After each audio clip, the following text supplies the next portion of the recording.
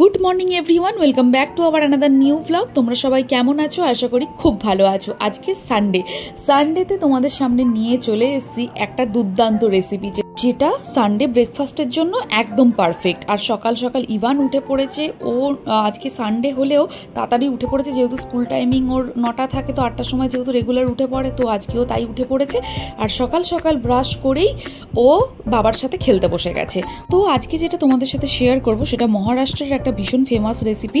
ওখানে বড়া পাও, ভেজ পাও এরকম পাওয়া যায়। তো ননাই মানে আমার বোন ওটা এক্সপেরিমেন্ট করে চিকেন পাও রেডি করছে। তো চলো তোমাদের সাথে শেয়ার করি। তো প্রথমেই লাগবে আমার একটু চিকেনটাকে চপ করে রাখা আছে, তার মধ্যে একটু সল্ট, একটু গোলমরিচ মানে ব্ল্যাক পেপার, আর একটুখানি হোয়াইট অয়েল আমরা দিয়ে নেব, আর একটুখানি সোয়া সস দিয়ে ভালো করে ওটাকে কিন্তু ম্যাগনেট করে রেখে দেবো। ম্যাগনেট করে চাপা দিয়ে রাখার পর 5 মিনিট ওটাকে রেস্টে রাখবো। তারপরে আদা আর রসুন আর কাঁচা লঙ্কা এটা আমরা আলাদা করে পেস্ট করে নিয়েছিলাম, ওই পেস্টটা অল্প একটু সামান্য পরিমাণে দিয়ে দেবো। দিয়ে ওটাকে ভালো করে নাড়িয়ে আবার রেস্টে রেখে দেবো। এইদিকে আমি কড়াই বসিয়ে দিয়েছি। কড়াই বসিয়ে দিয়ে ওর মধ্যে দিয়ে দেবো একটু হোয়াইট অয়েল, আর আগে থাকতে অনিয়ন চপ করে রেখেছিলাম, অনিয়ন কুচিটা দিয়ে দেবো। অনিয়ন কুচিটা দেওয়ার পর ভালো করে সুন্দর করে ফ্রাই করে নেব ওটাকে, একটু সামান্য সল্ট দিয়ে নেব।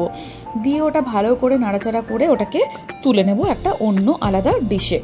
তারপরে আবার একটু হোয়াইট অয়েল দিয়ে আগে থাকতে ম্যাগনেট করা যে চিকেনটা আমি রেখেছিলাম সেইটাকে ফ্রাই করে নেব।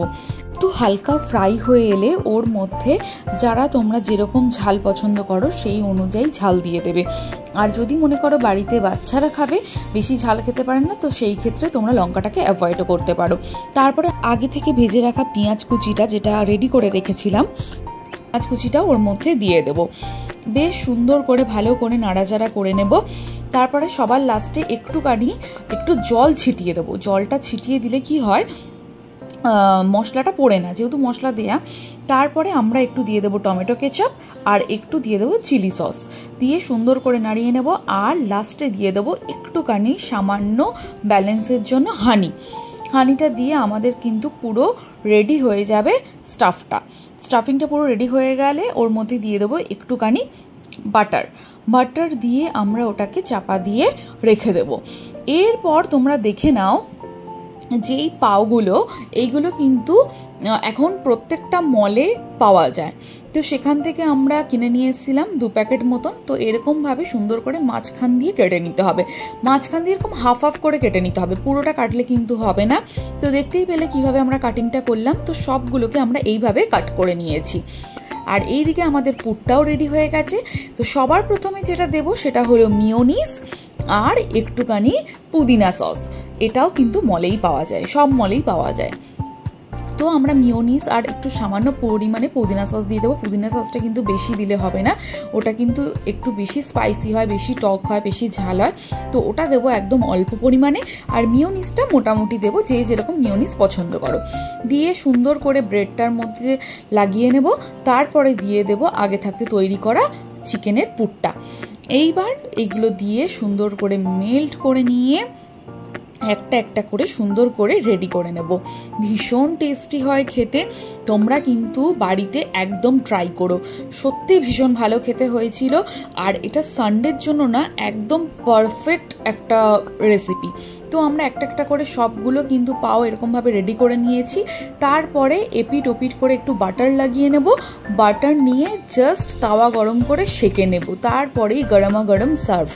আর কিচ্ছু না, ভীষণ সিম্পল, ভীষণ সহজ একটা রেসিপি, যেটা তোমরা বাড়িতে একদম ট্রাই করতে ভুলো না। বিশেষ করে সানডেতে এরকম যদি ব্রেকফাস্ট বানানো যায়, বাড়িতে কিন্তু সবাই ভীষণভাবে খুশি হয়ে যাবে। তো এখানে প্রত্যেকটাতে বাটার আমরা লাগিয়ে নিয়েছি। তারপরে তাওয়া গরম করতে বসিয়ে দিয়েছি। এবার ওর মধ্যে একটা একটা করে পাও সুন্দর করে সাজিয়ে বসিয়ে নেব। ব্যাস এপিট ওপিট হালকা করে সেঁকে নিলেই আমাদের রেডি হয়ে যাবে চিকেন পাও। অসাধারণ খেতে হয়েছিল। প্লিজ তোমরা বাড়িতে একবার হলেও ট্রাই করো, সত্যি বলছি ভীষণ সুন্দর লাগবে।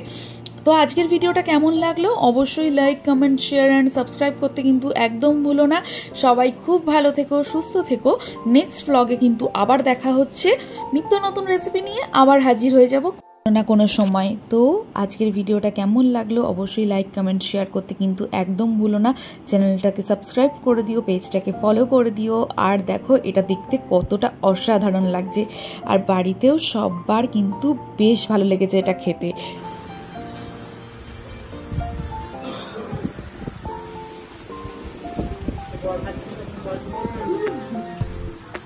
কেমন খেতে হয়েছে? দারুণ। ফাটাফাটি ফাটাফাটি। কেমন হয়েছে?